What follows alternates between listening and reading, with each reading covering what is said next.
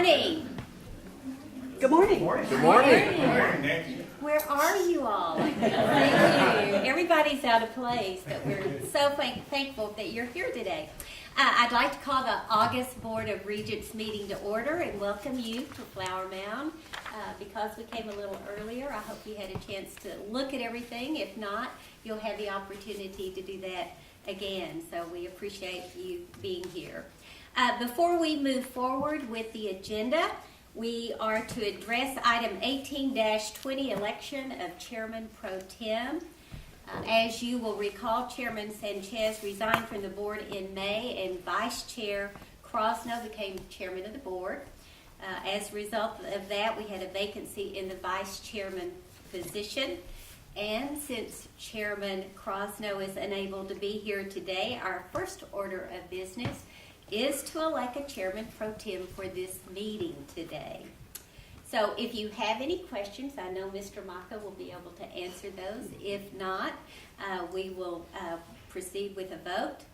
May I have a motion for someone to serve as Chairman Pro Tem? So moved. All right. Who? Oh, Nancy Mark. You didn't coach me up. I'm sorry. You know, we're going to really be in a mess if there was a different name that came from the list. So that's true. All right, thank you. Is there a second? Second. Any discussion? We have a motion and a second. All those in favor, please say aye. Aye. Opposed, same sign. The motion carries. So thank you for making this as orderly as possible. So now we will proceed. Before I ask Ms. Gaynor to introduce everyone around the room, we have several very special introductions and acknowledgments to make. First, Mr. Randy Cannibal, Director of MSU Texas Flower Mound. Randy's been laying the groundwork for us here in Flower Mound for about a year now and has done an outstanding job. And I believe you have a few words for us. Good morning, Dr. Shipley, Mrs. Mayor, Board of Regents.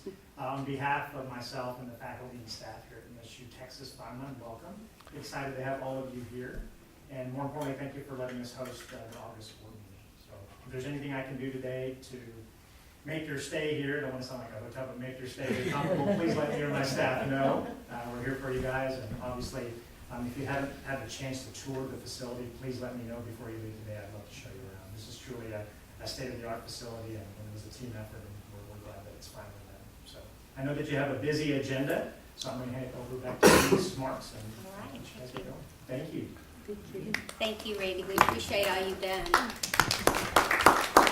We also thank you for hosting us today. Dr. Shipley, I believe you have a special introduction as well. Yes, where's Fred? I want to introduce Fred Dietz. He is our new Vice President, our first ever Vice President for Enrollment Management. And Fred comes to us from Murray State in Kentucky. He's been here since July 1, and as you'll see from our summer enrollment report, he's already experiencing growth for us. But we have really enjoyed working with him already, and welcome, Fred. Do you want to say anything? No. That's good. Thank you. We would also like to welcome you to the team. I would also like to extend a very special welcome to our new student regent, Leah De La Garza. Hopefully you've had a chance to meet her personally before the meeting, but please allow me to share a little bit of impressive achievements for you. Leah is a senior criminal justice major from San Antonio, Texas. A very active student, she is president of Chi Omega sorority, works in the MSU admissions office, served as a peer mentor in a learning community last year, and has served for 2 years as a student senator for the pre-professional club. Leah, we would like you to say a few words if you would like to. Are you comfortable with doing that? Okay, good. No, you don't have to. Well, I'm very honored to be in this position and to be here with you all. I know Shayla very well, and I know I've got some big shoes to fill, considering how well she did her position last year. But I'm very happy to be here, and I'm looking forward to getting to know you all with you all this year. Good, thank you. We're looking forward for you. I think you're going to really enjoy it. And I've heard about you way before you came on board, so we were really excited to have you here. All right, Ms. Gaynor, please introduce the individuals around the room. Yes, ma'am. Good morning. I'm going to start over here in this corner with Maria Robinson, who is with the Texas A&M system. And next we have Randy Cannibal, who you just met, Cindy Ashlock, who's the executive assistant to the president. Chris Thames is in this back corner behind the camera. He's with our IT operations. Then we'll move across the room to Vice President Keith Lamb, Vice President Tony Vidmar, we have Chris Stovall, who's our controller, Dr. David Carlston, who is the faculty senate chair, Vice President Marilyn Foley, Valerie Maxwell, who is our, Valerie, budget, it's with budget, correct? I'm so sorry, just drew a blank. Dottie Westbrook, who is with the staff senate, Lee Kibble, who is our director of internal audit, Barry Maka, general counsel. We have with us Ellie Gunderson, who is the president of the SGA. We have with us Provost James Johnston. Back here, kind of in the corner, is Kyle Williams, our athletic director, and of course you met Vice President Dietz just a few minutes ago. Good job. Very good job, as always. As a reminder, this meeting is streamed live on the internet, so please silence your devices. The format for the meeting today will be the same as our one-day meeting in May, and as a reminder, the individual committee chairs will present the items for consideration in their respective committees, and I, as the chairman pro tem, will facilitate the voting of the full board. Any questions about that? At least we don't have to worry about do we vote or do we not, because that is something that we all get to do today. In addition, since Mr. Gregg is traveling and unable to be here, Mr. Ayers has agreed to serve as chairman of the Finance Committee in his place, and Tiffany Burks will also be unable to attend, so Mr. Hessing has graciously agreed to chair the Audit, Compliance, and Management Review Committee, so thank you for that.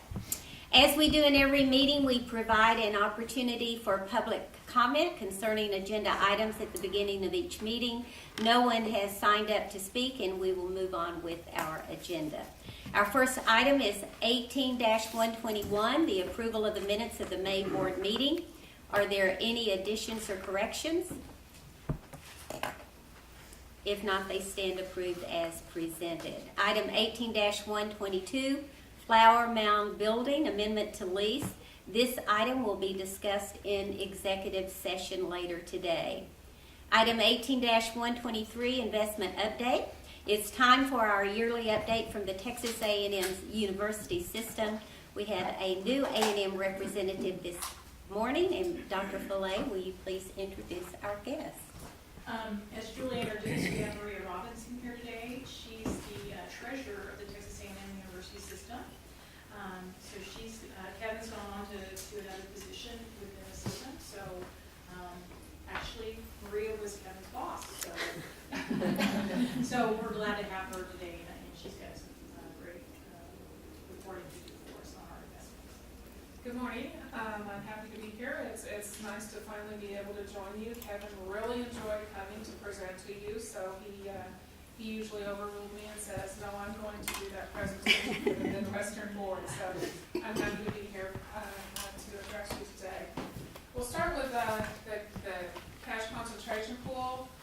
As a reminder, these funds are operational funds, and so we don't do anything too exotic with these funds. We understand that preservation of capital is the most important thing, but we also want to generate some return on those funds.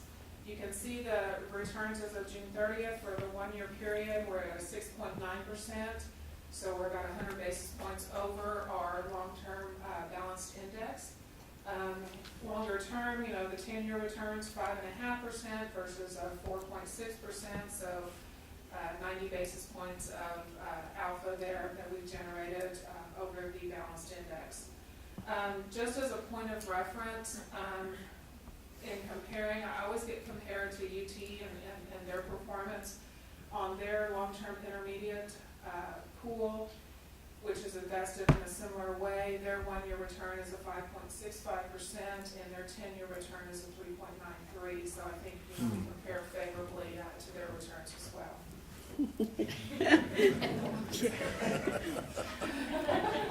There you go.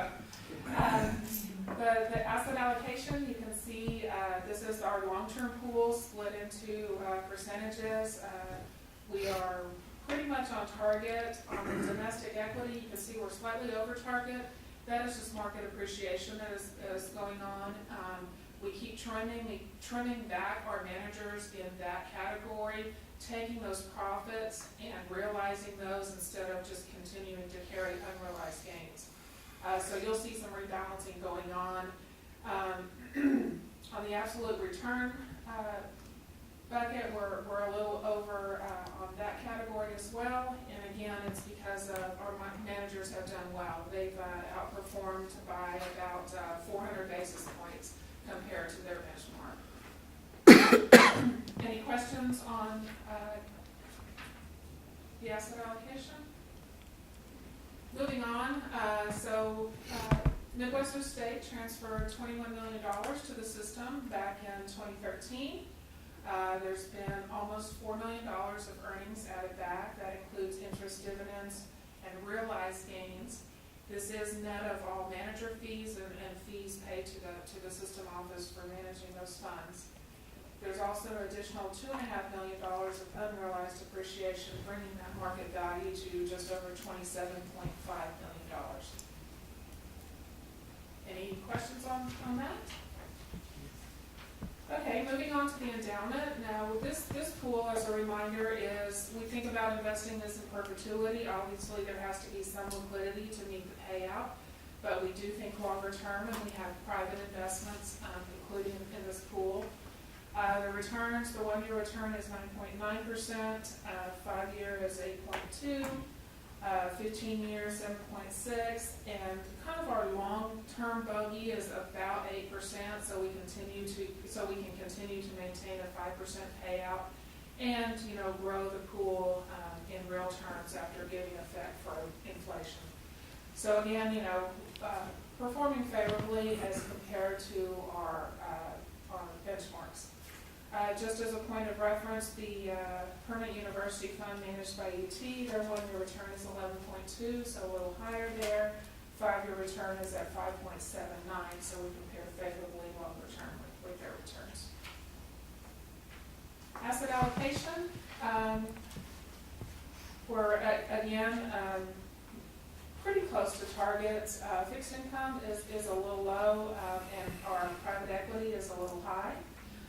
Private equity, those valuations our private equity managers have done very well for us, and so that's just market appreciation there, and those investments are locked up long term, so we don't have an opportunity to rebalance that quarter to quarter. Our range allows us to go as high as 22% in that particular category, so the offset is pretty much in the fixed income. Real assets is a little light. We are continuing to build out that portfolio. It includes hard assets in the energy space, real estate, and also timber. We have a legacy timber position that we're liquidating, but the energy and the real estate portfolios, we're continuing to build those out, and so you'll see that percentage come up as we get that portfolio fully built. Any questions there? Moving on to look at Midwestern State, transferred just over $12 million. The current market value is almost $12.9 million, and they own about 2 million units. The estimated payout for 2018 is $571,000, and for 19 we've already estimated based on current units what that payout would be, so it would be just under $600,000 for fiscal year 19. This is just showing the payout per quarter. So we've projected fiscal year 19. We have actuals for what that payout per unit will be because it's valued as of February. And then we're projecting into fiscal year 20 and expecting a slight increase there as well. Finally, looking at the comparison of the pools, you can see the differences between the allocation. And as I mentioned earlier, those real assets of private equity are on the endowment side, but not included in the operating funds. That is the end of the presentation. If you have any questions. I would like to mention that later on in the meeting, you'll be asked to approve an extension of our contract with A&M. We have invested with them for 5 years now, and so we will be asking for an additional 5-year extension of that contract. So if you have any questions about that, then this would be a great opportunity to ask Elaine. I do have a question. So all the returns you showed us, those are net of the fees we pay you. Is that correct? Okay. We'll make sure that I understand that. Any other questions? Good performance. Thank you. Very nice. Thank you, Ms. Robinson. Thank you so much for being here and taking the time to travel today. Make sure in the future the comparison to UT is part of the presentation. You're so bad. Thank you very much. We will now move to the committee items. As a reminder, anyone may make motions or provide a second, and all regents should vote on the action items regardless of which committee you serve on. Item 18-124, we're in the executive committee items. Modification of MSU organization chart. The board book includes a new organization chart and a thorough explanation of the changes that have been made. Dr. Shipley, please comment on these changes. So as outlined in the board book, you can see the majority of the changes to our current organizational chart are due to the addition of an enrollment vice president position and the transfer of several areas of responsibility under his purview, and then the subsequent changes in student affairs as Dr. Lamb reorganizes to better reflect how he wants to run student affairs without the enrollment management piece. And then finally, there's an addition, several additions in academic affairs that show some new leadership in the honors program and a change in title for the associate vice president for academic affairs. Thank Happy you. to answer any questions. Any questions? Thank you. This item is presented as a point of information only. Item 18-125, campus construction update. Our board book includes project status reports and report on smaller construction projects. Dr. Fillet is going to stand in for Mr. Owen today, who is in Lubbock for his daughter's wedding. So, thank you. And he's got his daughter this month and his son next month. Oh, my goodness. Having a good fall. Okay. Not his He needs to be at work. So our Health and Human Services building, if you've been on campus, you can go ahead and go to the next one. This is what it used to look like, and now we will be topping off the building on August 20th. So that's pretty exciting. The quad project, that's what it looked like before, is now torn up. It's out. Oops, sorry, fast. Oh, wait. So one of the hangups we've had with this project is part of the walkway that we're connecting the quad to is over our utility tunnel. And it's also part of the fire drive that we have to have because the HSHS building is taking up a space that where the fire trucks would have come. And so we're taking out the drive there, so we have to put in a new fire drive. And it's over the top of the utility tunnel. So when we got to doing that work, you can see the shape of our tunnels. So this particular tunnel would not support the fire drive, so we're going to have to spend a little more money going in, and you'll have a project update that you'll be approving for a little bit more money for this project to fix these tunnels. And it'll be about $350,000 to address this as part of our request to the legislature is some money to address these infrastructure issues. So we'll get to that later in the meeting, but you can see there's a definite problem with our utility tunnels. And so we're going to go ahead and repair those and get started on that already. The other part is our ADA and fire marshal upgrades to the various buildings. In Bowling, we're putting in a stairway, an external stairway. Currently, the building was constructed with internal stairways that went up all 3 floors. So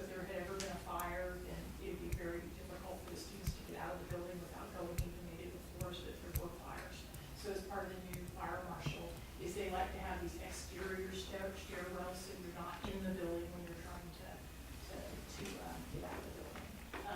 Again, same landmarks, we have a stairway and an elevator. Part of our theater program is on a second floor that there was no elevator to it, so for ADA, we had to have an elevator.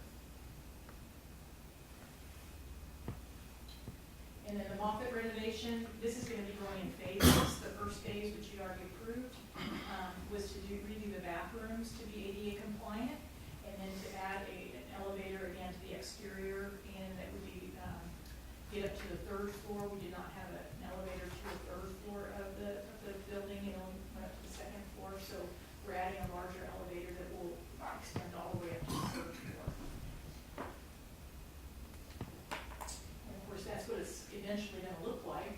The renovation will be, as part of this meeting, you'll be approving the phase 2 for the Moffett. And then we went in and we're repaving south of Protheriager, which is one of our larger lots. We wanted to repave that lot and extend the Rogers Promenade down to past the Mass Comm addition that you saw at the last meeting. So that's what it looked like. They're just finishing up the concrete work. I think they did the last 4 this week. And then they'll start on the walkway. They have to wait to do the walkway because they're using that drive to get in and do some of the work for paint. But they'll be working on that over the fall once the paint work gets completed. And so you'll have a nice extension of that walkway. The Lifelong Learning Center on the corner of Hampstead and Glenwood is now completed and refurbished and beautiful. And so we have added a parking lot right adjacent to it, so that anybody attending events there doesn't have to cross the street. And then we're adding wheelchair ramps and that kind of thing in order to get ease into the building. So that is finished now, and I think they're just about ready to start painting it. And the backyard was not in very good shape, so as you can see, it's very plush now and gorgeous. So for tent events or outside events will be really nice, nice entertaining space. University Police Department has now been moved into Eureka Circle. That's what it looked like when it was a doctor's office. This is what it looks like now, and they have moved in, so they've got their furniture and things in. This is another picture of it. But we have gone in and gotten all of their IT things installed, their radio comms, their generator, all of that's in there with their furniture, and they are tickled. So we are ready to tear down their old building and Bridwell Courts. So those will be coming down in the next couple of weeks. We have added more lighting. One of the things that the students requested, where there were certain places on campus that had dark spots and they would have to walk and they were very uncomfortable. So we have gone ahead and done a project where we added additional lighting in parking lots and around certain buildings. And that's it. Any questions? Okay, thank you, Lily. I don't know if you've had a chance to walk around or drive around the campus, but there is something going on, it seems like, in every building. And then orientation's been going on, so it's really an exciting place to be. I look forward to our fall. We are in board book page 22, if you are looking to see where we might be. This item is presented for information only, and no action is necessary. Item 18-126, Facilities Complex Layout Review. In May, we authorized the administration to proceed with planning the move of the facilities workshops. Dr. Follet, please present the site plans and the building layout. Sure. So we've now we've worked with our architect, Dick Bundy, to come up with a good layout for our facility shops. If you remember, the administration will be going into the west part of Bridwell. So this is the placement of the shops building and their lot for the different vehicles, golf carts, that kind of thing.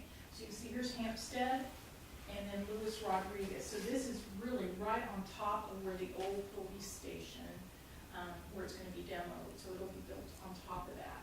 And then we'll fence off, this is the new lifelong learning parking lot. And then we'll be fencing off, and we'll be trying to keep as many trees as we can to soften the edge going into the neighborhood and create a very nice wood fence to keep it attractive. And as you can see, it's pretty much, the fence goes all the way around it. This is where Bridwell Courts is right now, and that will be turned into a student parking lot. And we'll see, maybe part of this project, it may have to be a second project, depending on how expensive and how far funds go. So that's what the building will look like from the exterior. Again, this is Hampstead. This is just a general parking lot.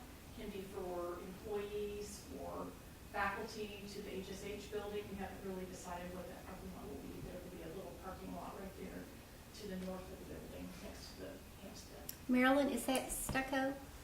What is the exterior? It's going to be, yes, probably stucco, and I'm not sure if this is metal.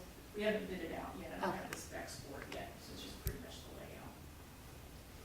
That fence will be a 6 or maybe 8-foot fence? You got me on that one. I don't know.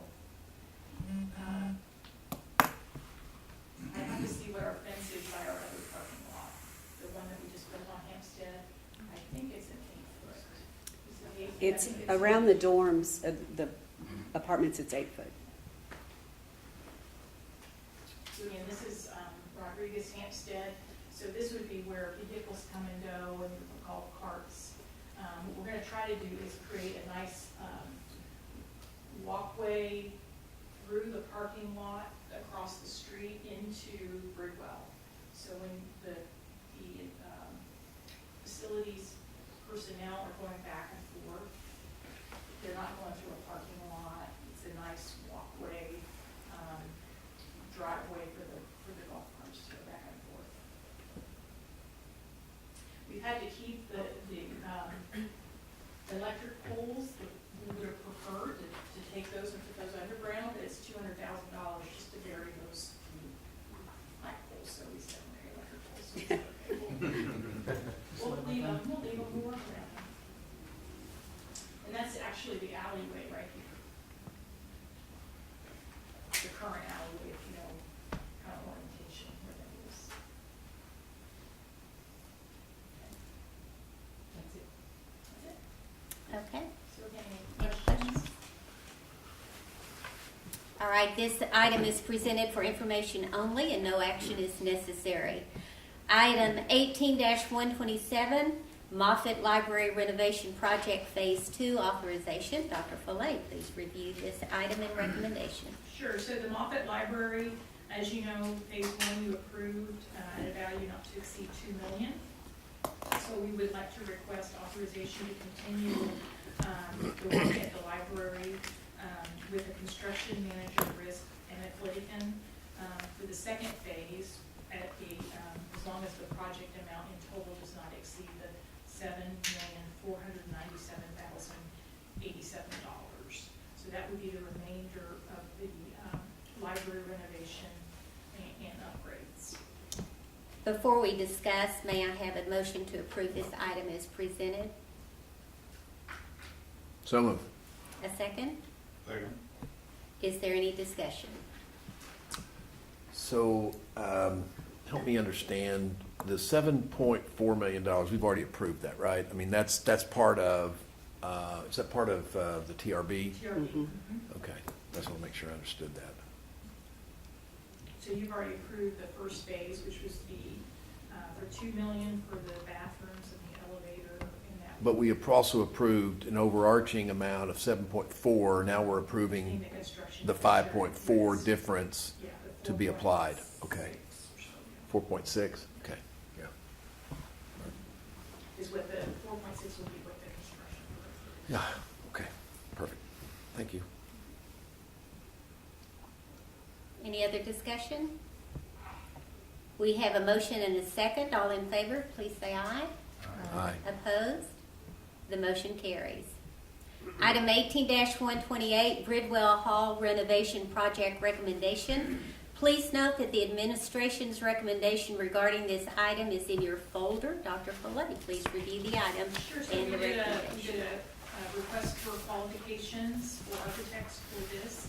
The Bridwell Hall renovation is when the Gunn College of Health Sciences and Human Services moves out of Bridwell into the new building.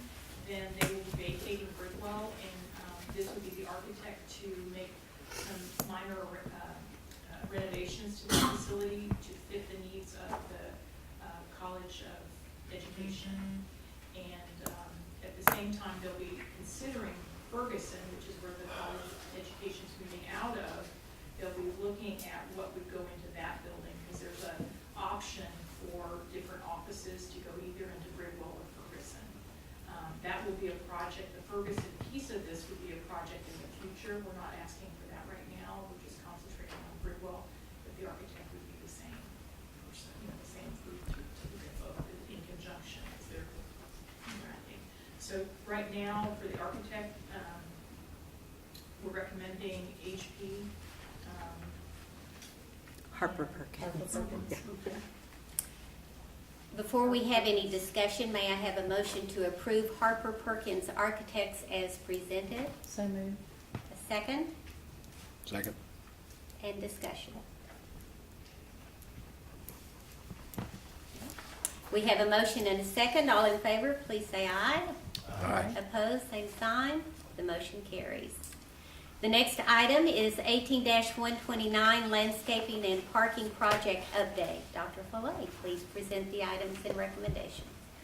As you noted, the tunnel on this landscape parking lot project, you've already approved it at a cost not to exceed the $2,370,000.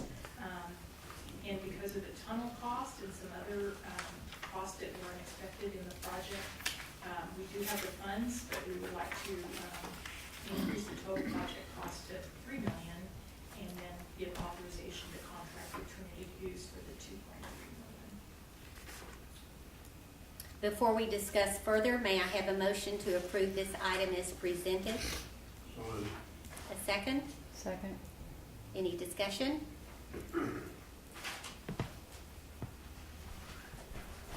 We have a motion and a second. All in favor, please say aye.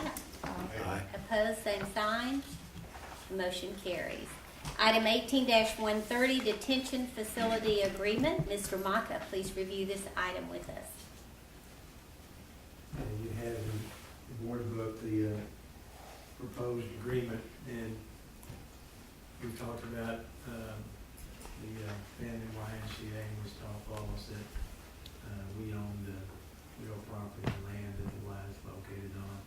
We've leased it to them, have for many years now, and as you know, they're in a capital campaign. They've added some buildings over there in the process of it. One is gymnasium, some additional parking. That has caused the city to determine that these basins, stormwater retention basins, are necessary, required by city code. And so it's been Dennis Probst, a local engineer working on a construction project there with the Y, has helped draft the plans to prepare those. This is all the responsibility of the YMCA to construct it, to maintain it. Again, the city requires this. This is the city's form, requiring these basins to help any storm water that may come up as a result of the storm. And so it's simply a matter that we need to follow the city's code in doing this. And again, it will be, if our lease agreement with the Y, it will be their responsibility to construct and maintain this. And that's really all I have to say about it. Before we discuss further, may I have a motion to approve this item as presented? So moved. A second? Second. Is there any discussion?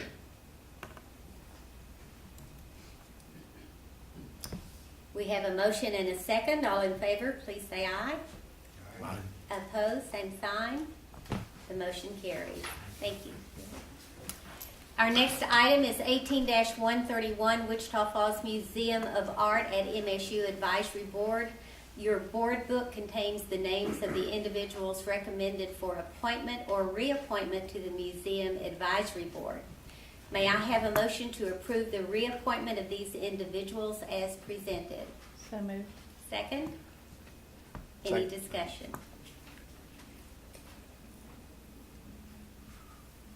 Okay, we have a motion and a second. All in favor? Aye. Opposed? The motion carries. Item 18-132, Board Resolution, a resolution recognizing Shayla Owens for her service as student regent was included in the board book for your review. Is there a motion to approve this item? So moved. A second? Any discussion? All in favor? Aye. Opposed? The motion carries. The resolution will be passed around for your signature. That concludes the executive committee items. We will now move to the items under the Academic and Student Affairs Committee. Dr. Gibbons. Thank you, Chair Marks. The next item is 18-133, the faculty report. Dr. David Carlson, Faculty Senate Chairman, will present the faculty report. I recognize that this chair is the least comfortable chair in the room. So, I'm sure it was strategic so that I would be brief, as well as anybody else who sits here. So I'll try and live up to the strategic arrangement of seating. I did want to express appreciation to the board. I know last board meeting, the board reviewed and made recommendations and approved tenure and promotion for faculty. That's, again, we've talked before, that's a very important step for all faculty. I was on campus teaching the second term and ran into a faculty who isn't in my department. But how are you doing? What are you doing? I don't have any teaching responsibilities, but I'm here because I want to get promoted to full professor. So he was very interested in the financial jump that was associated with moving from associate to full professor. I think it was several years ago that bump was changed, and it is having a significant impact in terms of increasing faculty behavior. It's summer, so faculty are enjoying a little bit of downtime or engaging in summer teaching. But the last meeting Dr. Gibbons had asked that I respond to, I know there was a question regarding faculty increasing their parking fee, and that there was some resistance in doing so. So I want to respond to that. That was my task, so I want to. I think there are a number of different things that kind of have come together, certainly related to parking. There's always concerns regarding parking. I know their faculty have expressed concerns about kind of the location of parking, the number of parking spots, the patrolling of those parking, so those are truly reserved spots. Certainly the increase in the parking fee being allocated towards a parking garage is a great idea.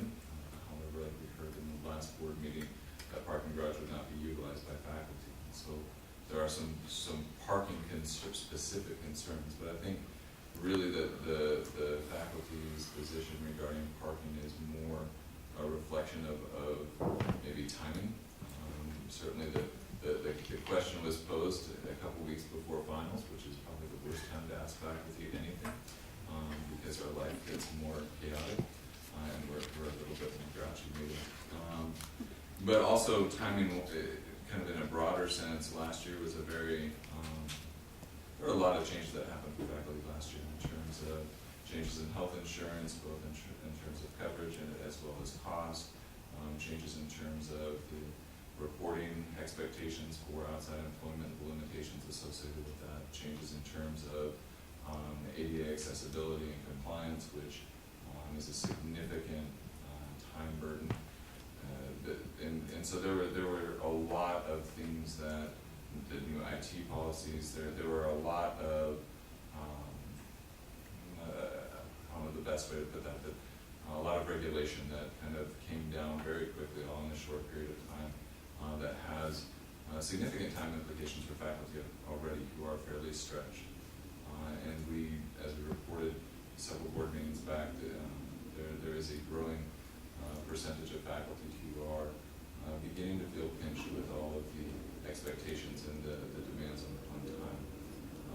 While it's encouraging that faculty members are on campus during the summer to continue their work towards promotion, technically speaking, in the truest sense, the typical faculty contract is a 9-month contract. They ought to be, with that, they ought to be able to meet those expectations for tenure promotion during that 9-month period under which they're under contract. It really is infeasible, and it isn't, it probably isn't correct in order to meet those expectations that a faculty member would need to sacrifice a non-contracted time, which is quite honestly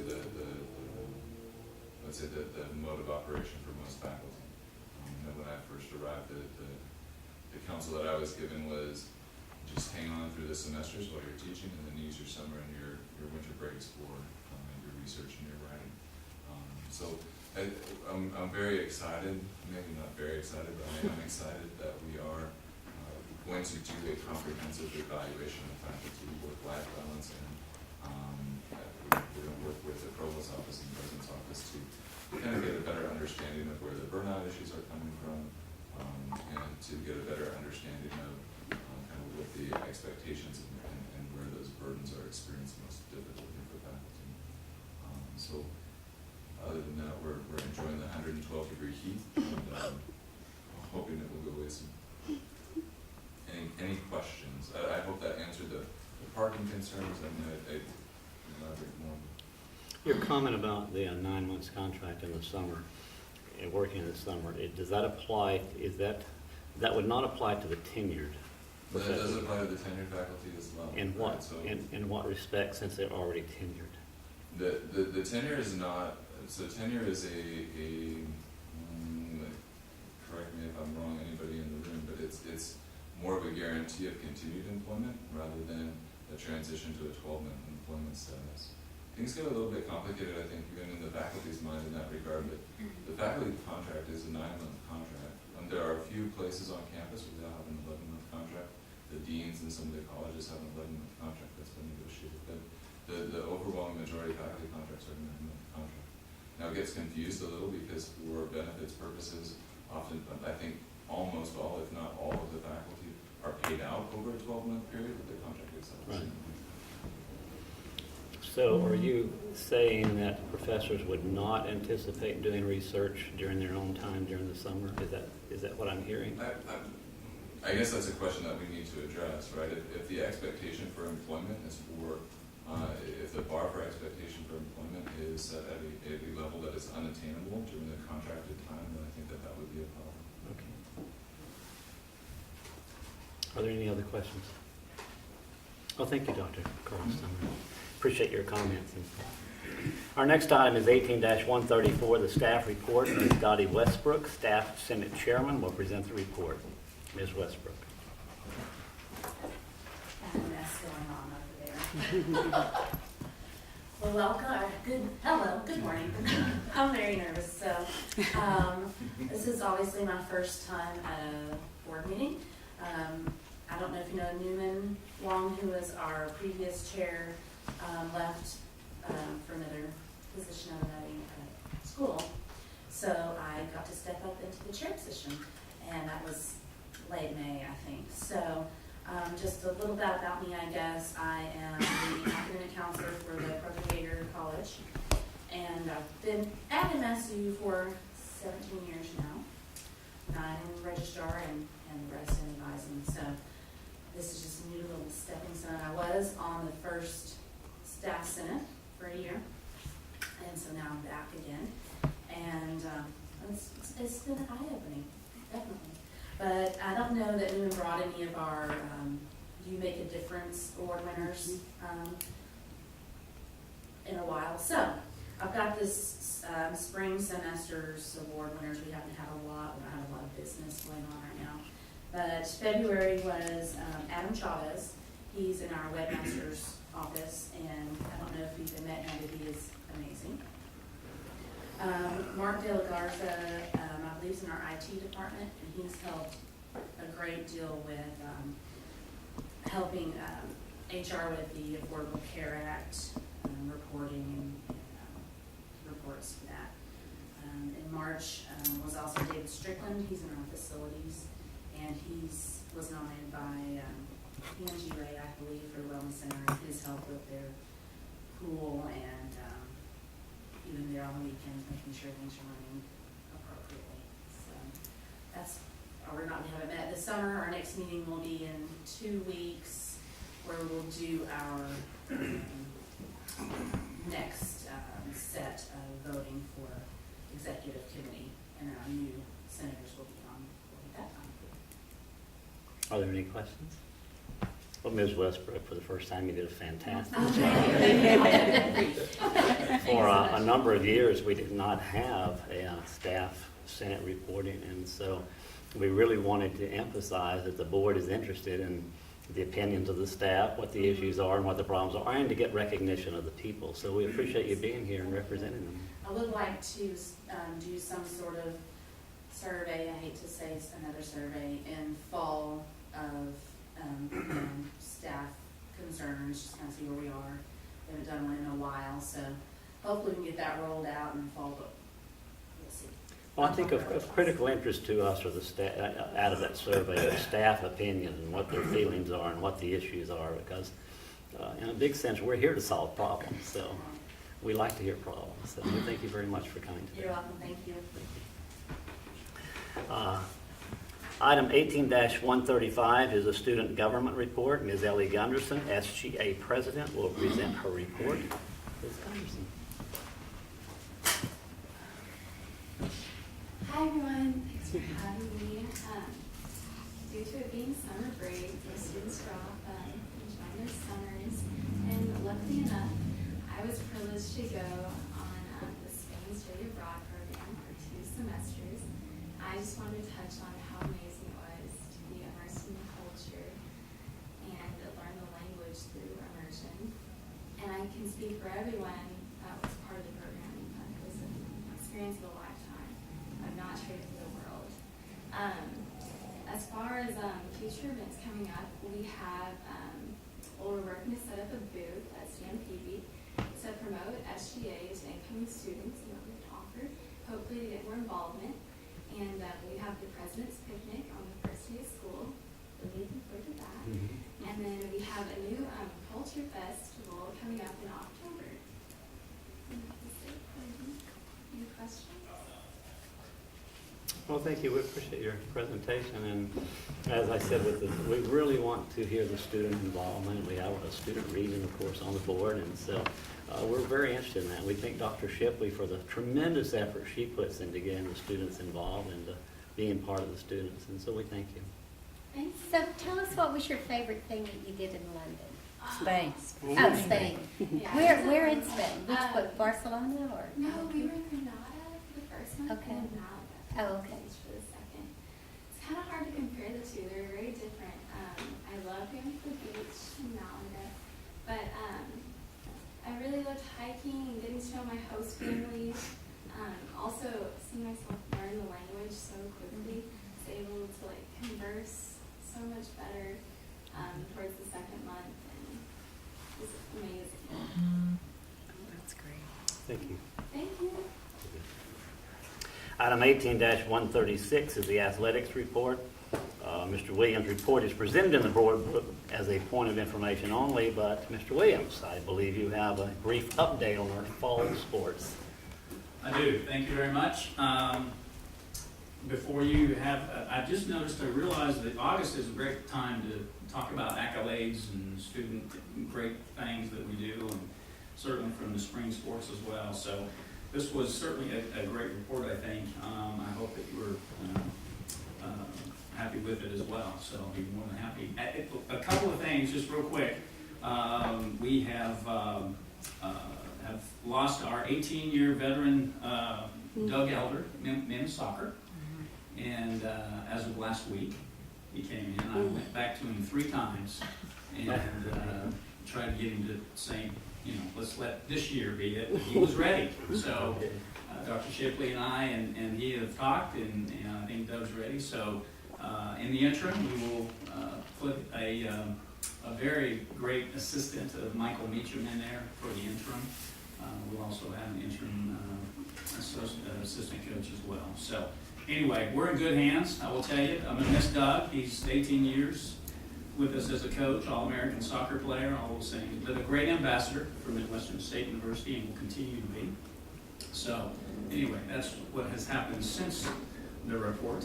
So let's see what else. Welcome back dinner on the 19th if you're all interested in coming to listen to Ed Tutall Jones.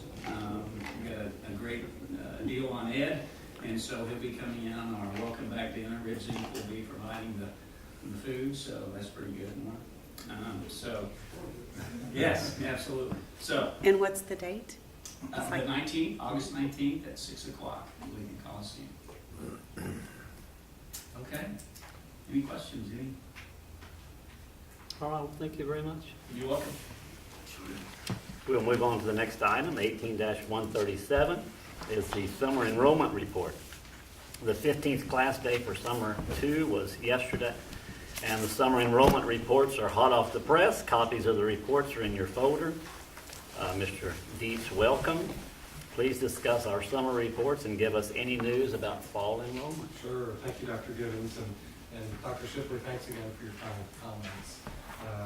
The summer report, as noted, as Dr. Shipley alluded to, is very good, and a lot of that credit goes to Dr. Johnston and Dr. Lamb. They worked hard to really offer some different offerings this summer. So, as you can tell, for summer 1, we're about 3.5% ahead of last year. In terms of head count, and about 4.7% ahead on credit hours. So that's quite an increase. Summer 2 was even better. We saw about a 10.5% increase in head count and about a 13% increase in credit hours, which is, for summer, that's quite phenomenal. So, again, Dr. Johnston and Dr. Lamb, great job on that. I'd love to take credit for it, but I can't do that right now. I will in the future, though. So, Good. I did want to touch a little bit on fall enrollment, where we are. We're overall, as we're trending, we're about flat with last year in terms of total enrollment and total credit hours. A little bit ahead on total credit hours. We're slightly ahead on new freshmen, which is good. We're up roughly, as of enrolled today, about 4% on new freshmen, and we're up substantially about 70 students on new transfers. The Flower Mound site is certainly helping with that, and as we roll out those programs, Flower Mound is really becoming quite an avenue for us to get students enrolled. So right now, new student enrollment overall, we're up about 70 students between freshman transfers for the fall. And we have one more orientation today, so that count will even change by the time we get back to campus. So I would say things are encouraging. I'm cautiously optimistic for the fall. Any questions? Well, it's one of the things I noticed is the big growth is in the online. Maybe Dr. Shipley or whatever, maybe the next meeting, talking about what we're doing to enhance that. I mean, this is a big area, I think. It's a big area I've pushed and think that there's a huge growth here. It's difficult to do. It's expensive to be really good and to get other people. So I'm interested in what is going to be done there. Okay. Sure. Other questions or comments? Okay, thank you, Okay, thank you. Mr. Dietz. This item is presented as a point of information only and no action is necessary. Item 18-138, the August 2018 graduating class. The administration recommends approval of the candidates for August graduation as presented. There are 253 students on the list compared to 221 in 2017. Chair Marks, I move approval of the list of candidates, please. All right, the motion has been made. Is there a second? Second. All in favor, please say aye. Aye. Opposed, same sign. Motion carries. Thank you. Our next item is 18-139, the Code of Student Conduct Sexual Misconduct Procedures. The administration recommends approval of the changes to the sexual misconduct procedures as shown in the board book. Dr. Lamb, would you please review these items? Sure. This item. Good morning. Good morning. So as you have in your board book, we are recommending changes to the student sexual misconduct procedures. And this is subsequent to an audit that was performed by D. Stafford and Associates this past year on our Title IX compliance. One of the recommendations in the audit is to create a Title IX or sexual misconduct handbook. There are a number of pieces that go within a handbook. This is the first piece for us that we would like to use to create a handbook. What you have in front of you is the language provided to us, or the template provided to us by D. Stafford and Associates. We have taken their language, we have included some of our unique aspects in Midwestern.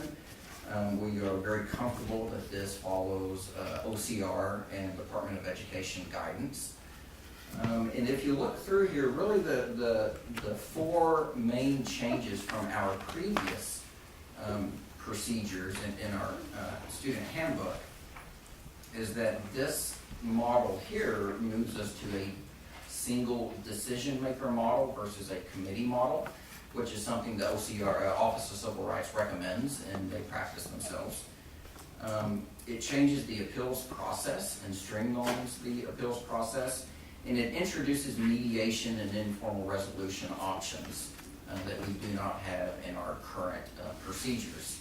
And then as you go through here, it outlines the way that the university will investigate issues surrounding student sexual misconduct and how those findings will be presented. Do you have any questions? I assume that Barry's been involved in this, looking at it extensively and all that. Barry, you've seen this, correct? I don't speak for you. I've been aware of it, reviewed it, and I endorse it. Okay. Are there any questions or discussion? This is an expensive area, right? It's a huge amount of effort to implement the changes here. So let's do it. Chair Marks, I move approval of this item as presented. All right, we have a motion. Is there a second? Second. All in favor, please say aye. Aye. Opposed, same sign. The motion carries. Thank you. Dr. Gibbons, is there anything more from your committee? There is not, Chair Marks. All right. If you all would like to have a quick break, let's do that before we go into the Finance Committee.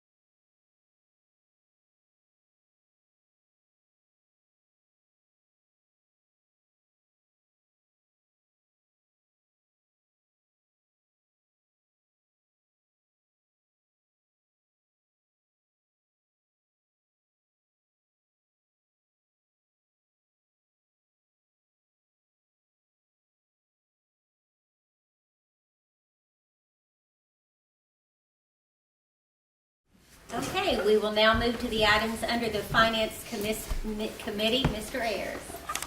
Chairman Gregg was not able to be here with us today, so has asked me to fill in as chair of the Finance Committee. Our first action is item 18-140, summary of financial support. Before Tony gives these reports, here are highlights of gifts since our last meeting. The McCoy School of Engineering received $250,000 from the Wichita Falls Area Community Foundation, Phil and Aurora Boland donor advised funds. These funds are part of a challenge match to purchase equipment and other items to provide for student education in the field of engineering. Mr. Gerald Lynch donated $55,000 to the Provo Yeager College of Humanities and Social Sciences to establish the Ferguson Lynch Scholarship for the English Department. The Wichita Falls Museum of Art at MSU received $41,000 from Mr. and Mrs. P. Bryant Meadows III. The funds were donated to cover costs and fees related to an exhibit of works this fall from the collection of the Chief Marn. Mr. and Mrs. Cheech L. Welfrey contributed $10,000 to the Geosciences Department to establish the Border Scholarship in honor of Dale and Mona Borders. A matching gift of $10,000 was received from the NCAP Investments LP. Mr. Chuck White, his First Bank, donated $10,000 to the Mustang Athletic Club for football operations and $7,500 for their 2018-19 corporate sponsorship. The support from our community, alumni foundations, and friends is outstanding. Tony, please review your report.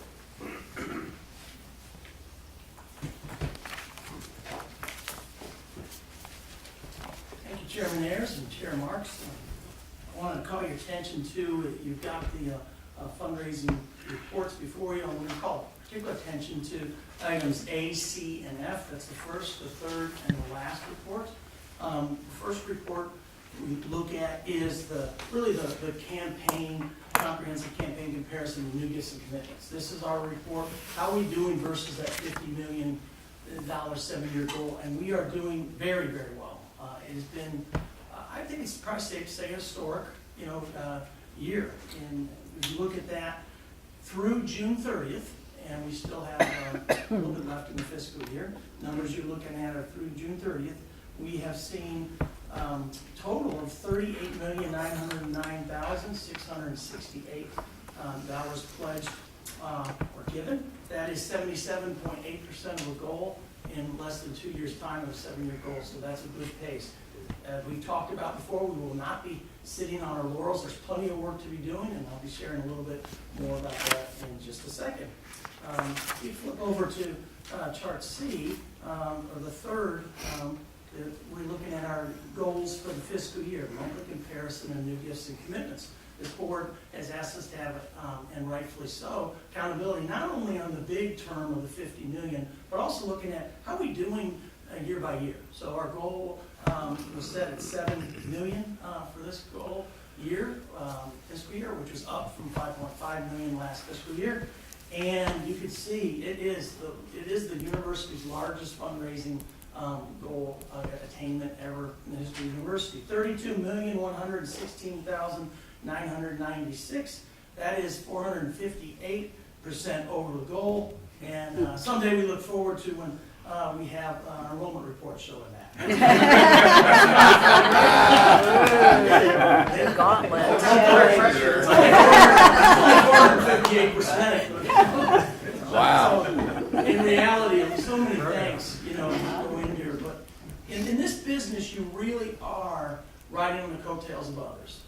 We worked hard. We have a plan. We have a president that's given us a tremendous amount of our time and expertise. And Fred, I hear you're going to get some of Dr. Shipley's time in that. But I want to thank Dr. Shipley. I want to thank everyone for a year. It was really amazing. The previous high was 2013, 2014, and that was 23.8 million. So you can see at 32 million and still counting, amazing time.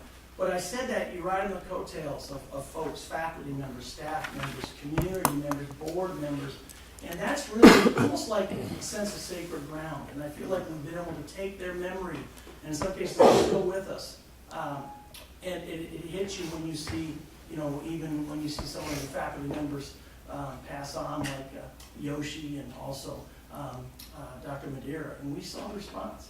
That's part of fundraising, and it's a joy to be part of that, to keep their memory going. Last report I want to show you about is the last on the Legacy Society. And the other thing this board has asked us to do is move towards a sustainable model. Part of that is plan giving. You authorized us to hire Assistant Vice President of Gift Planning and Development, Rhonda McClung, and working under Dr. Shipley's leadership, we will get that launched. And we're great to see that. You can see again here that we have 16 gifts confirmed as of the update of June 1st in the plan giving.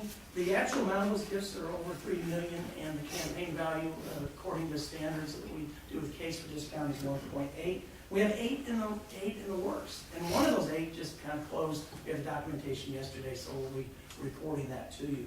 So again, thank you for your push in towards sustainability. Where do we go from here?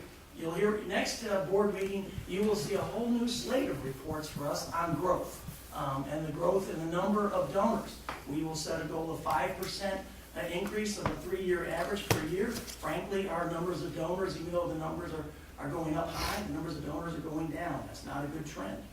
We'll do that, and when we look at number of gifts, we'll have probably about 4 more reports for you with the goals set to those, and we look forward to continuing that, to broadening the base and building the pipeline. It's really going to give us sustainability for the next generation, the next centennial, as we around the corner towards that. Happy to answer any questions. Thank you. Thank you, John. As a reminder, your folder contains a list of donors and note cards on the table for your thank you notes. We appreciate you getting those out to them. Item 18-141, financial reports. The administration recommends acceptance of the April through June report. Dr. Foley's summary is in the board book. Are there any questions?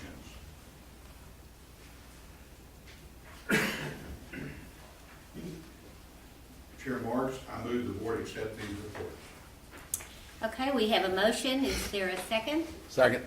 All in favor, please say aye. Aye. Opposed, same sign. The motion carries. Please continue. Item 18-142, investment reports. The administration recommends acceptance of the third quarter fiscal year 18 report. Dr. Foley's summary report is in the board book. Are there any questions? Chair Marks, I move acceptance of this report. We have a motion. Is there a second? Second. All in favor, please say aye. Aye. Opposed, same sign. The motion carries. Item 18-143, investment contract with Texas A&M System.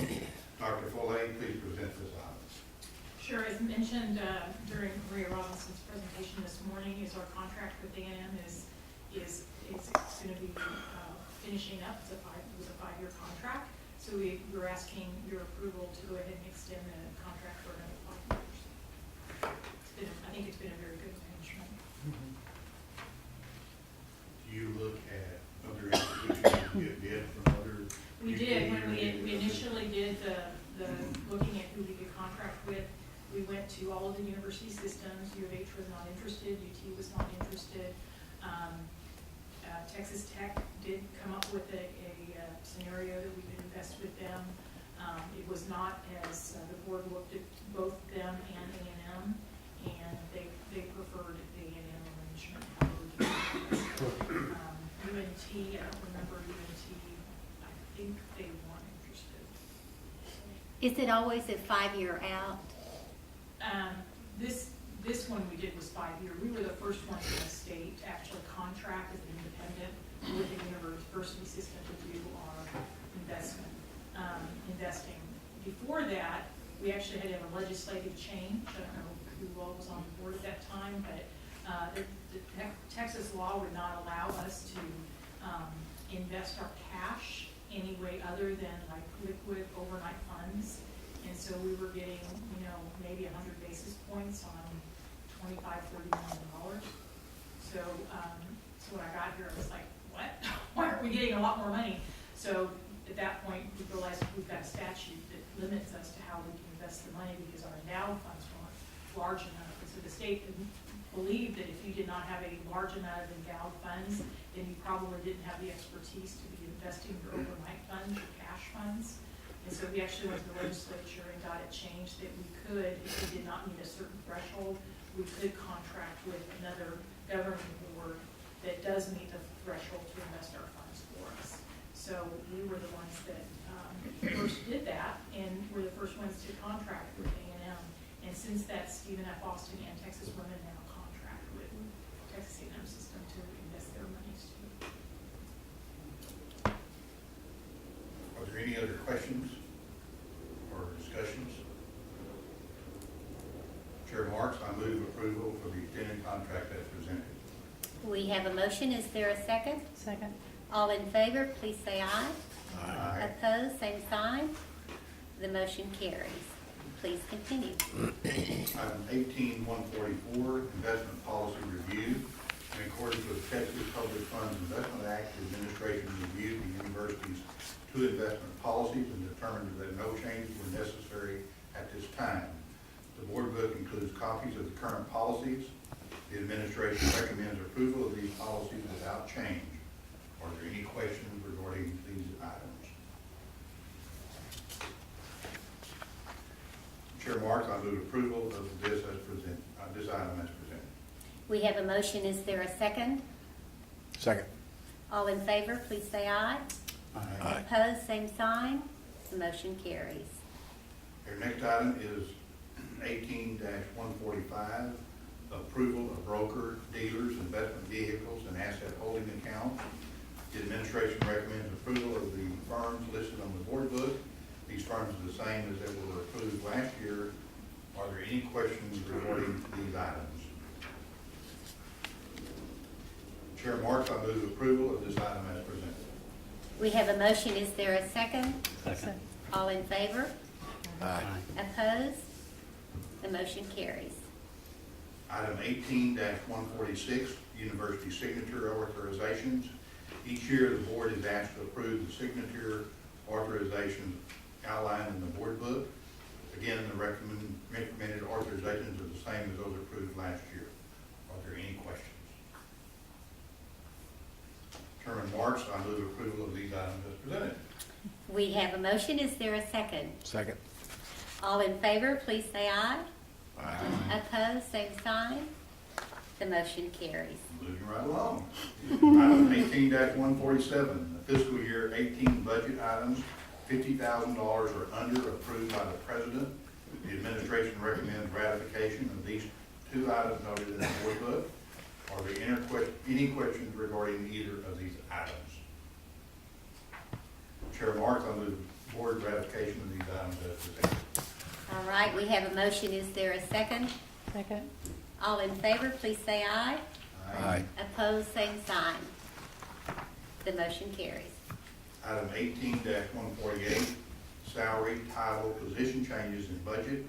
The reports of the personnel changes are presented for information only. The list of salary changes is presented for ratification. Are there any questions? Chair Marks, I move the board ratify the changes as presented. We have a motion. Is there a second? Second. All in favor, please say aye. Aye. Opposed, same sign. The motion carries. Item 18-149, tuition and fee charges for distance and online programs. Dr. Shipley, please review this item. So we're requesting authorization to have some flexibility in the fee structure for our Flower Mound programs. And as we've gotten into negotiations with students and conversations with students as they enrolled here, it's become clear that charges, for example, athletics and the student center, are not charges that the distance education students in this environment are used to seeing. So we had previously asked you for flexibility in dealing with contracts with hospitals or school systems, and we're coming back to ask for some flexibility in negotiating our fees. What I would like to be able to do is to be able to study the impact on the fees here, the impact on the students enrolled online on our campus. And it's a fairly complex interplay between what fees we would charge here and what fees are already in place at Midwestern. And with our budget already set, it would be difficult to change those in the moment. So we'd like to do a bit of experimentation and keep you totally updated on what we're doing so that you can see the results of what fees are changing, and then we can tell you how we think that will impact changing fees in retrospect on the Wichita Falls campus. So we're just asking for a little more flexibility, and our assurance to you is that each meeting will report back to you what we're learning from this new experience. Are there any questions or discussions? My concern would be that a person on the Wichita Falls campus will say, I don't do athletics, and why should I pay the athletic fee structure? And then we've waived that, say, for someone at Flower Mound. How do you plan to handle that? I think that the difference is these are distance education students, and we have distance education students in Wichita Falls as well as here. So it's clear that distance education students are unlikely to take advantage of athletics in the student center because they're not physically located anywhere. And yet we had a set fee that we had already charged people on the Wichita Falls campus. And as we begin to discount this campus in response to that input, we have to study how we then go back and discount the Wichita Falls campus. What is distance education student? What defines that? That's how many hours you spend in a classroom. So distance ed would be online primarily. So those So are almost all the programs we offer from here at this moment are online. But they're so far removed from any of our athletic or student center facilities that they can't access them. So let me clarify, and I want to make sure I understand what you just said. If they're a distance learning student and they're signed up in Wichita Falls, we're doing the same thing with them, or? Not yet, Okay, because we're just developing the fees here. okay. So we're developing them. For instance, right now, we had a school system in Lewisburg come to us and create a contract, but yet there are also individuals in our nursing program who are used to different prices in this area than we've been charging.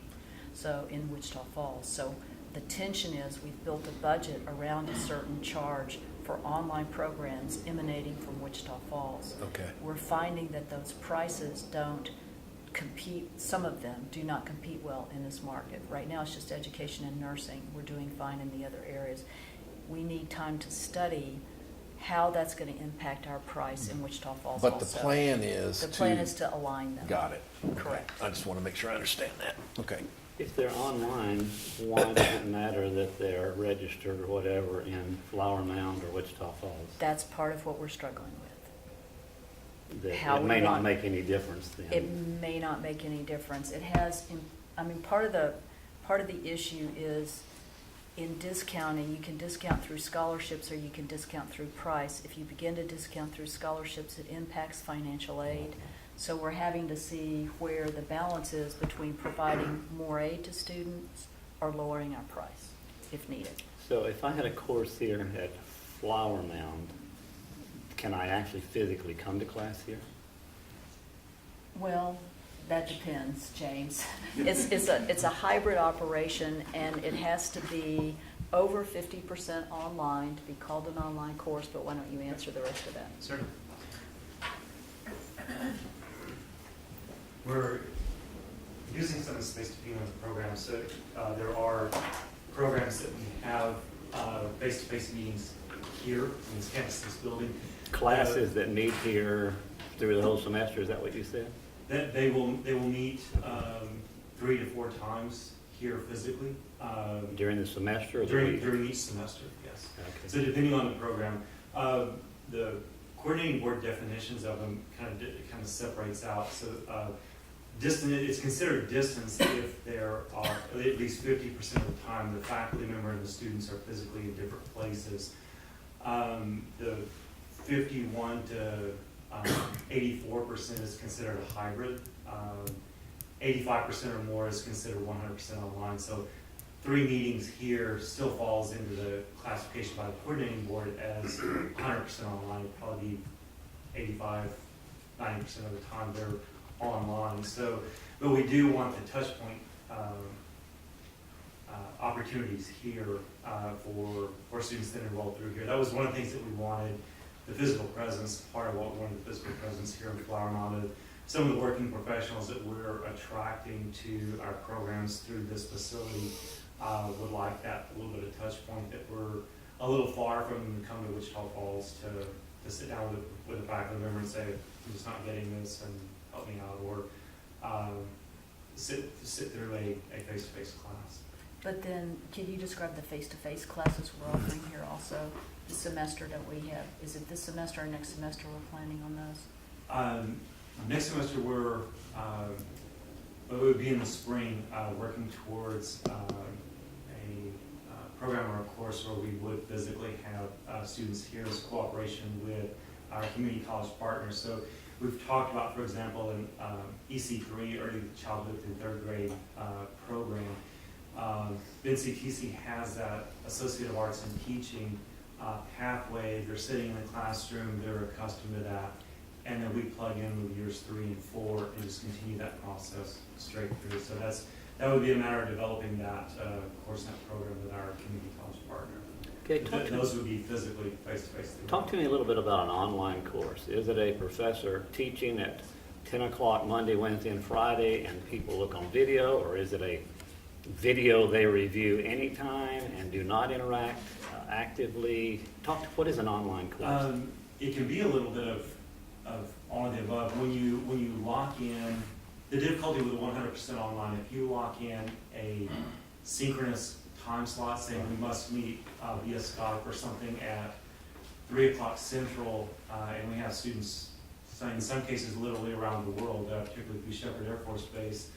I taught a course once where I had, in the same course, same time, a student in South Korea, every time zone in the United States, Germany, and Saudi. So expecting a synchronous in that setting would be very difficult. So a lot of it are asynchronous videos that they can watch on demand, or websites that they may be referred to, or materials that have been developed that incorporate the discussions or the interaction. So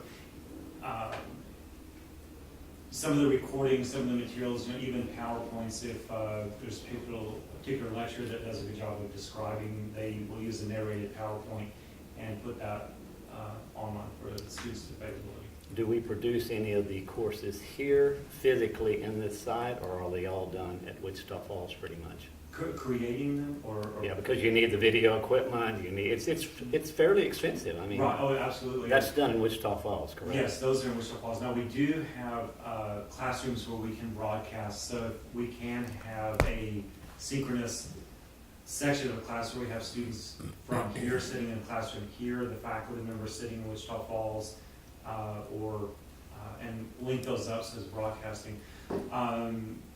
Jeff Stambaugh is doing one of our masters, the MBA course that way, where he will physically teach here certain classes and teach in Wichita Falls. So neither section is always the distant side, or the orphan side, if you will. So do we assign a professor, an assistant, or something like a graduate student who actually answers the emails and does that, or does the professor have to do that? Talk about D2L. The faculty member does that, and about the use of D2L throughout. How that helps us as a structure, I'm sorry. Oh, okay. D2L is the Desire to Learn, our learning management system. We structure all the courses through there. Actually, most of our face-to-face classes also use D2L as a class supplement. They'll put PowerPoints and things like that on their discussion boards and so on. But the faculty member is the instructor of record for the course, and I don't know of any 100% online course where we have a GA or a TA helping with that. I try to be very careful, very mindful of my faculty's load and time online.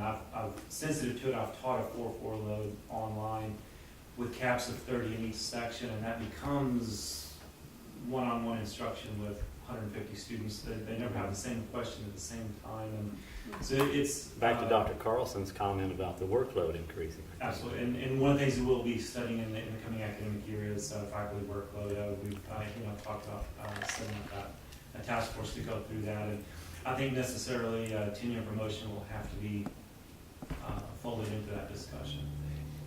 So let me tag on to this real quick, because I think I've said this before. My oldest daughter got her master's online, fully online. My youngest daughter is now getting her master's from Lamar in counseling, and it's 100% online. One of her gripes is what you just described, the fact that she can't have access to her professor when she has a question. There's this lag, and by the time that she gets to that professor, it's a problem. So my question is, are we looking at other universities and how they're solving these problems? Because we're not breaking new ground here. I mean, there's a bunch of universities out here, not just in the state of Texas, but nationwide, that have addressed this and are doing it. Now, I am not suggesting that we go talk to one of these fully online universities. That's not the point. I'm asking for like a Lamar or Texas State or Texas or any of these universities. Are we polling them, asking them, what are you doing to be successful online? Because as Dr. Gibbons has pointed out, that's something this board has been very concerned about for some time, and I think we're taking all the right steps. Fantastic. But let's not ignore the fact that other people have broken this ground before, and we should address that. That's just something to think about. Certainly. And Pam Morgan is Director of Business Education. We also have an instructional designer, Leslie Berryhill, that reorganized, restructured her time a bit to be of greater assistance and availability to our faculty to help with those. But it certainly is about following best practices in online and distance education. And the technology, even when I taught in distance ed for 15 years, and from where we started to the technology today and what's available to us in best practices, it's like any technology is a chase to keep up. But sure. I think that with D2L, with the platform learning management system we have, with the technology we've invested in on campus to provide recording capability, capture capability for our faculty, certainly. But that's part of that workload. It's a tremendous investment in time to design an online course well.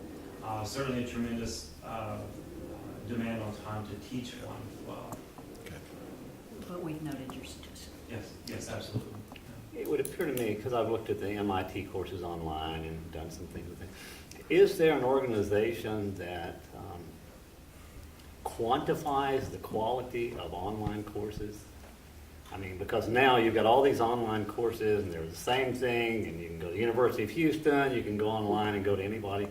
Is there some entity that actually puts quantification to the quality of these? Because some of them are just a videotape of standing at the board or standing at the PowerPoint, and you're asleep in 20 minutes, and certainly after 3 or 4 classes, you can't hold on to that.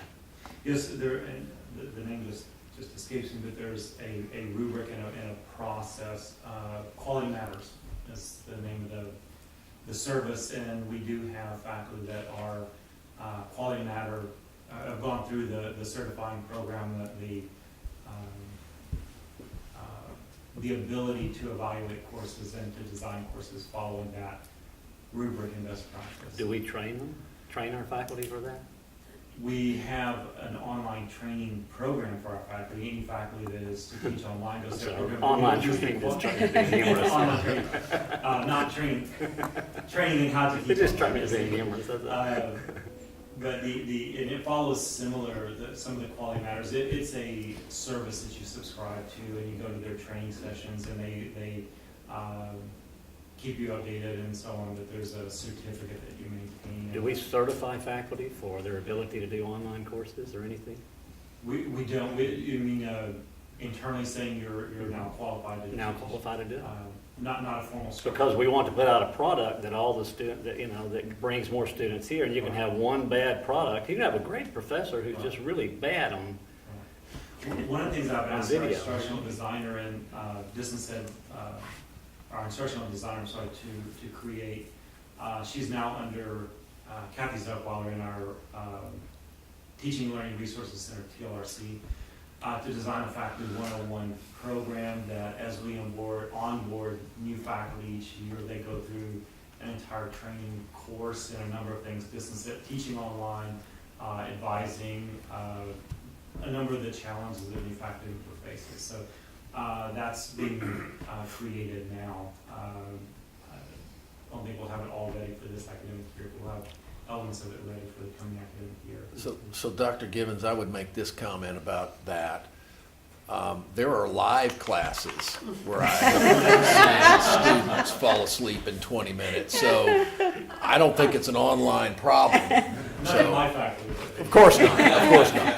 But it's easier to walk out online than it is. There's no doubt that's true, but I remember when I was at school, I had some guys that actually walked out, so they didn't last very long. But I suggest at a future meeting that we get a good review of what we're doing online. It's expensive, what the finances are involved, and it's to see the growth that we're talking about is going to have, for Mr. Dietz, is going to have to be a big online part of it. I think we need to put some money into it, and I'd like to see what those investments are. Absolutely. Are there any other questions? Chair Morris, I move the board authorize the administration to modify pricing structures for distance and online programs as presented. We have a motion. Is there a second? I second. All in favor, please say aye. Aye. Opposed? The motion carries. Item 18-150, operating budget. The administration recommends approval of the operating budget for fiscal year 19 as presented. You have had an opportunity to review the proposed budget as well as the budget highlights and other budget information that is included in the board book. I believe Dr. Shipley will make opening comments and Dr. Foley will make her presentation. Dr. Shipley. Yes, go ahead, Marilyn, have a seat. Marilyn and her staff did a beautiful job on this budget, and I think you're going to enjoy her summary of it.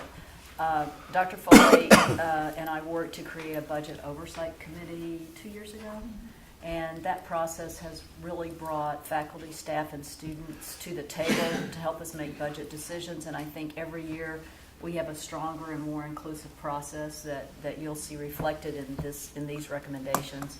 The group meets and deliberates over several months. They get a lot of information about the university. They learn a lot about putting a budget together. And so the budget you see is a recommendation by the Budget Oversight Committee and Dr. Foley's staff. Okay, thank you.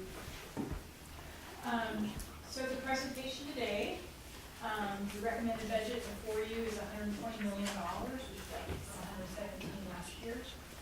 We're assuming a 60-50 fall enrollment on the main campus and 182 fall enrollment in the Flower Mound campus. The Flower Mound initiative is not break even at this point. It's projected to have a $1.5 million revenue with $1.9 million in expenses, which is to be expected. This is a startup operation. We have made, as you'll see, a significant investment in our faculty and staff, which is making up about half of the budget, and we did have some nice pay raises included this year. Debt service payments are increasing about $500,000 for furniture and equipment leases for both the mass communications facility, which you saw the last meeting, just beautiful, and then this facility, again, which I think we all agree is beautiful. So we're able to acquire that through a master lease. General revenue, as you see, you've seen this before in previous years, and now we've got 10 years of data before you. General revenue is flat from last year, and again, it's a biennial budget. We're in the second year of the budget, so the state kind of appropriates every 2 years, so we're flat between the years. Tuition and fees is up slightly due to a little bit of more enrollment growth and rate increases. Auxiliaries up again a little bit, more housing and food service. We were nicely surprised this year. We had an over-realized food service revenue, so we budgeted for that this next year. Heat is flat. Heat is budgeted constant for 5 years, so in a couple of years we'll be reviewing our heat allocation with the state, and then we'll be reallocating that in this another 5 years of the same amount. E&G, we're up slightly on our interest income. As you can see from Maria's presentation, we're doing quite well on our investments. And then restricted funds, we're up a little bit on our grants due to the Pell federal funds, which is scholarship funds, grant funds, our students. So very well appreciated on federal funding going up there. Budgeted sources of funds, not so much that more money is getting appropriated in different places or being shifted around, it's the size of the pie's gotten bigger in certain places, which then just forces other percentages to move around.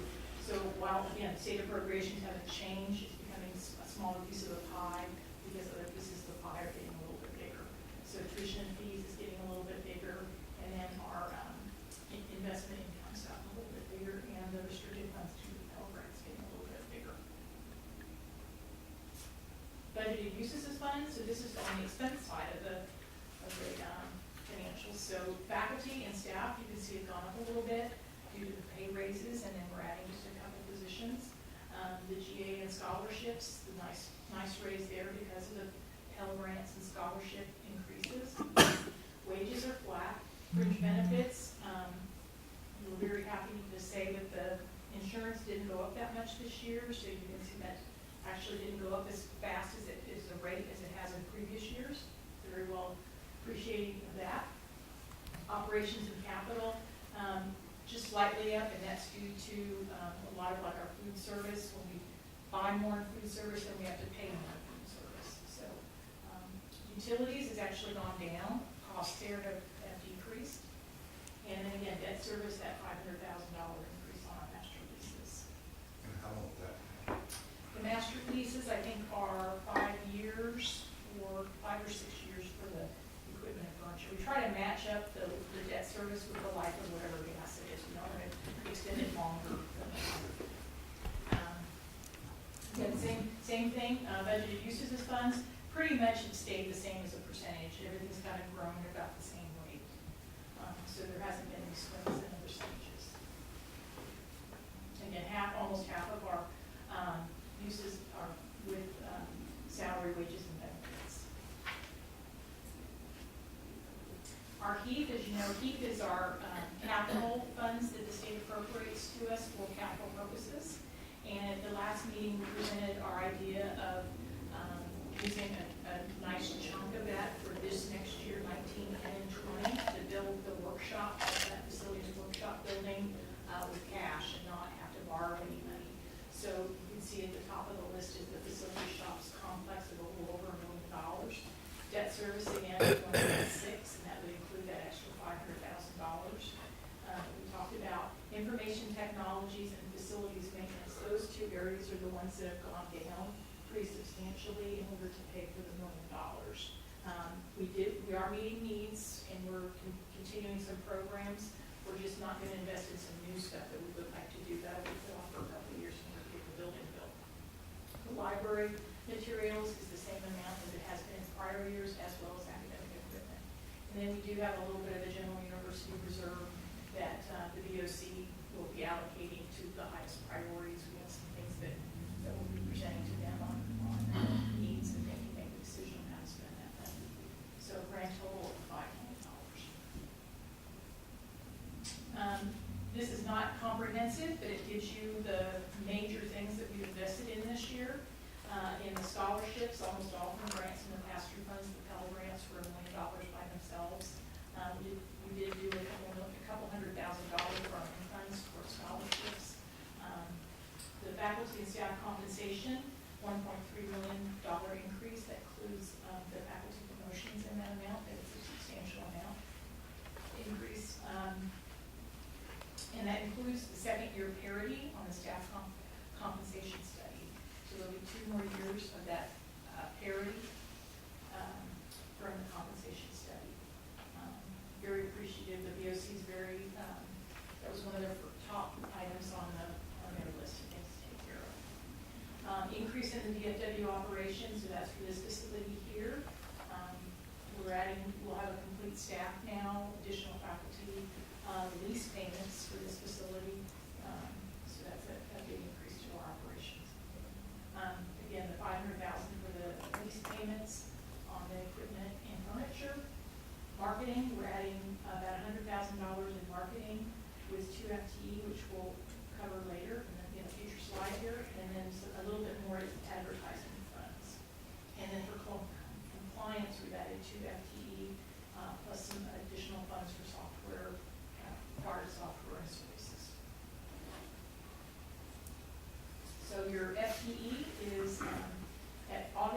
first is 707 FTE. We're adding one faculty position that's being paid off of donor funds. We're finishing up Barry's legal assistant. We funded it for half a year this last year, and so next year will be a full year, so we have to add a half FTE on that.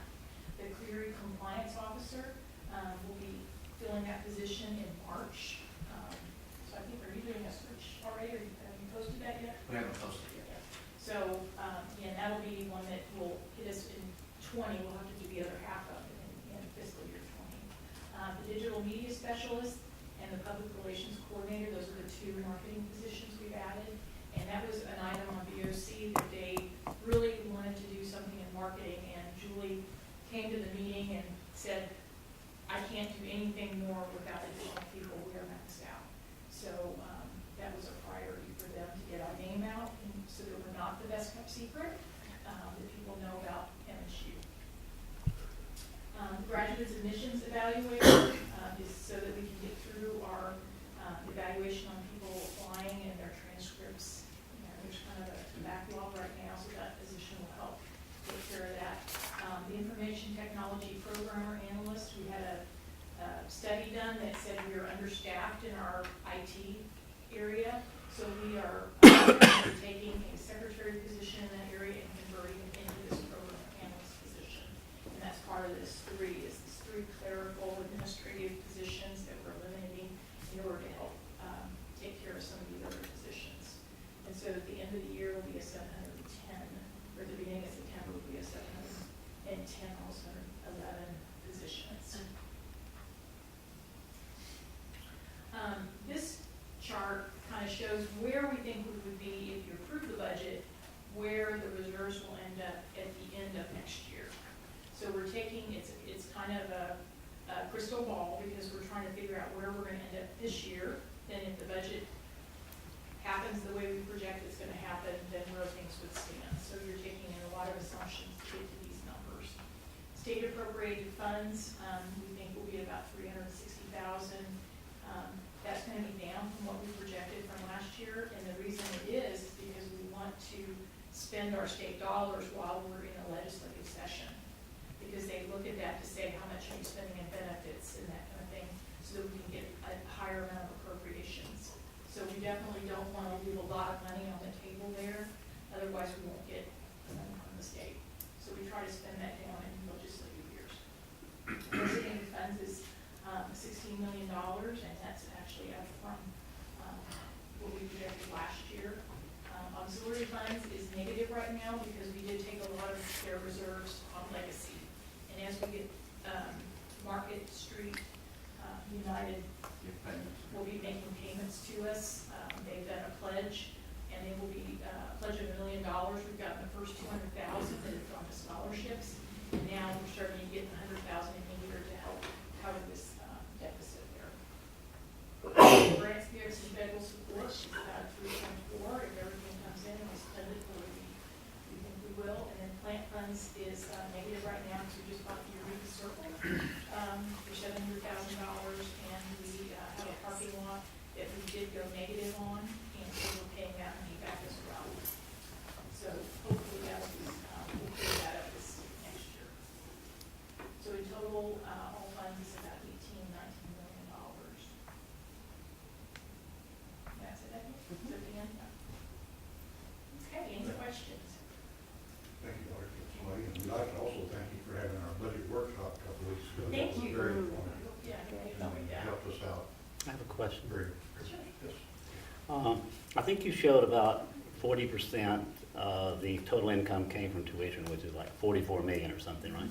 Of what percent of that is dependent upon Pell Grants? That's a good question. We get about 10 million per year pass through with Pell Grants. Do you see any legal action coming up or anything in the political atmosphere that would affect that? Yes. Good question. That's a good question. Possibly. Because it's a Secretary- big piece of what we have. Secretary DeVos is being reported as wanting to reduce Pell, and that could make a big impact on us. So our numbers of Pell eligible student, our percentages keep going up.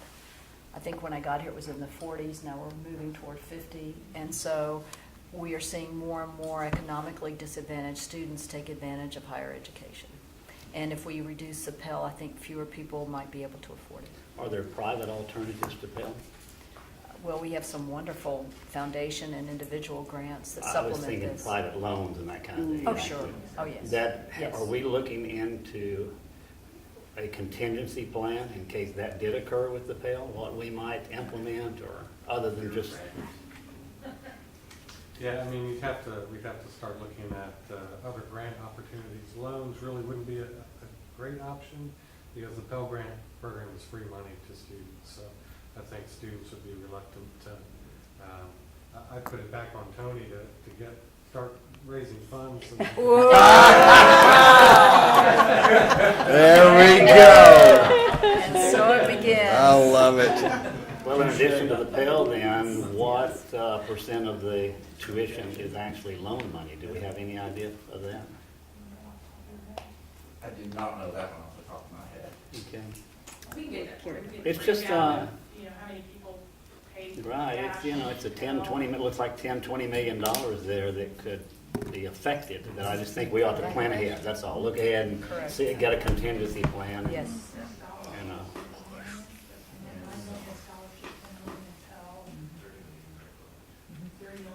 kind of Tony can come back with his plan to fix it. Direct loans, though, also pays for cost of attendance, so it's just not tuition fees, they could also be taking out loans for living expenses. Right. So it'd be hard to say, you know, that's all going to tuition. I think it's worth looking into to get that percentage, because that, I'm concerned about the political environment and the changes that might, and I was only teasing about Tony, of course, but I think looking at a plan, just thinking ahead, that's all. So if it affects us like that, it affects every university in the country.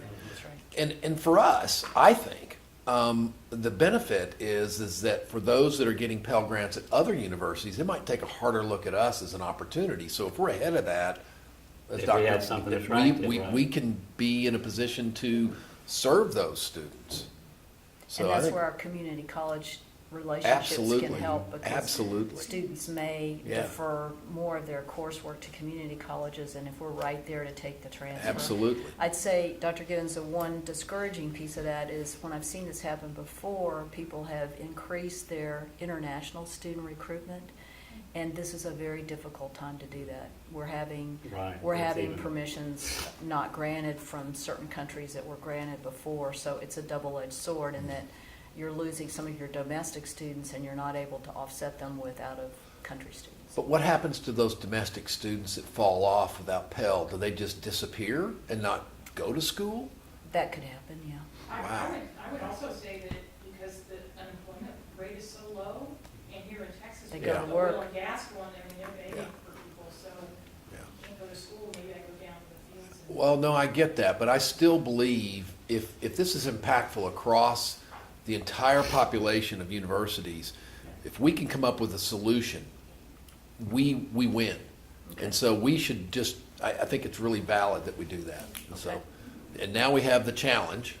Yeah. It's been later. There you go. The horns of a. I love it. Yeah, I agree with Sean. If we could get ahead of the game, that may really aid to our growth. Okay, thank you. Thank you, Mr. Chair. Are there any additional questions or comments?